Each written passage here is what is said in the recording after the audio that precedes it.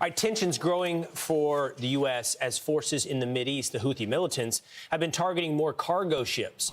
As recently as yesterday, as an Iranian commander now reportedly threatening to shut the Mediterranean Sea down. It comes and more than 100 U.S. bases in Iraq and Syria have been attacked by Iranian-backed militias. Fox News contributor and former Secretary of State Mike Pompeo joins us now. Mr. Secretary, great to have you on the program. You know, I'm curious, from the beginning of the war between Israel and Hamas, we have talked about this war metastasizing, growing into something bigger. Nation-state conflicts, including Iran, perhaps others like Hezbollah. It seems to have done so, but only sort of through proxy behind the scenes. Has that gone how you expected and what you're seeing from Iran?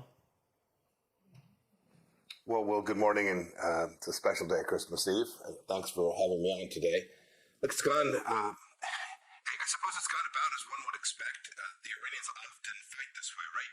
They can go after Americans while we go after non-Iranians. We go after their proxy forces all around the world. We respond to them in a defensive fashion, and it allows them to essentially fight without putting themselves at any risk. So it doesn't surprise me that we've had this many attacks on the United States. When an administration like the Biden administration is as weak as it has been for the 3 years it has been this week, this risk always accelerates. The bad guys, the Iranians, well, they only understand one thing. They understand power.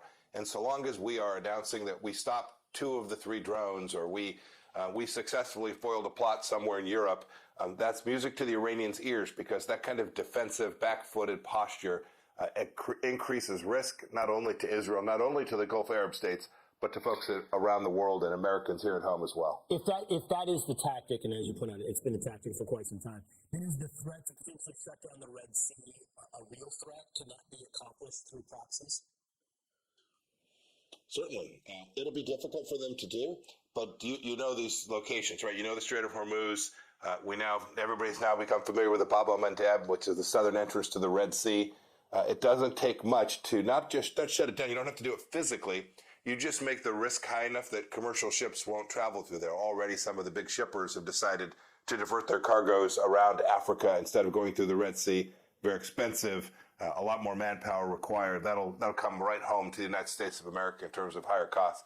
They can do it if the United States isn't serious about pushing back against the Iranians. If we allow the Houthis, these guys in Yemen, to just launch these Iranian rockets and threaten the world, and we don't go after them, we don't take out the places from which these rockets were launched and more, This is only going to increase, and the risk is only going to become even greater, Will. Okay, I'm fascinated with your response to this question. We had the discussion early on today in Fox and Friends. So NBC News is reporting the secret U.S. effort to track, hide, and surveil the Chinese spy balloon. That's the headline inside of the article.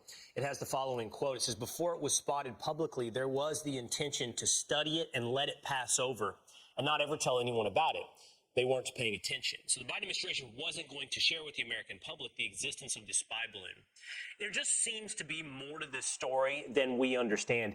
You know, as I look at this and I try to analyze why would they have taken this approach, you know, it's either, yes, they did want to study it, and that's why they were going to let it fly. And they had some ability to limit the amount of intel it could gather, or they were just highly embarrassed by the entire situation and wanted to hide it in that way. I just can't figure out why they would have chosen the path they chose. Is there an explanation that we haven't yet discussed on the way this went down with the spy balloon? Well, there are certainly things that happen that for a moment intelligence agencies and American intelligence agencies rightfully ought not to share with the American people if you're trying to make sure you keep them safe. This certainly couldn't become one of them when we had live pictures of it. Moreover, my sense here is that the reason that they didn't want to disclose this wasn't for intelligence collection. You'll recall their first story is this wasn't even spying on the United States. This was just a lost weather balloon. And then the story was that this happened in the Trump administration. The story keeps varying.